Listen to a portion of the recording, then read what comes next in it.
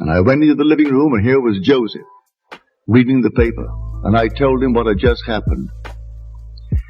And do you know, he was just like a shadow. A shadow that talked. I looked at my husband, and here he's only a shadow. A talking shadow.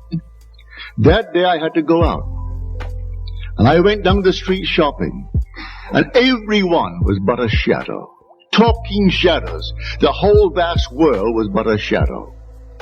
And so when we say, all that you behold, though it appears without, it is within, in your own wonderful human imagination, of which this world of mortality is but a shadow.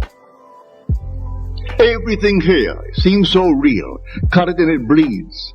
It is only a shadow. And she was cured instantly when she out of her own being conjured her son and made him sit on the arm of the chair.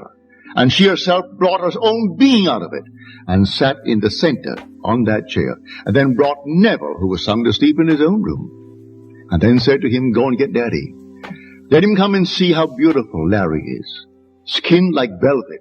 So altogether lovely. She never saw him so beautiful. And he's saying to her, Mother, I never wanted to hurt you. I didn't want to hurt you. And so, then the whole thing faded, and she realized that what I told her before, that all things exist in the human imagination, was true. We are living in a shadow world. The immortal man is your own wonderful human imagination. That man can never die. That's Jesus Christ. You are the Lord Jesus Christ.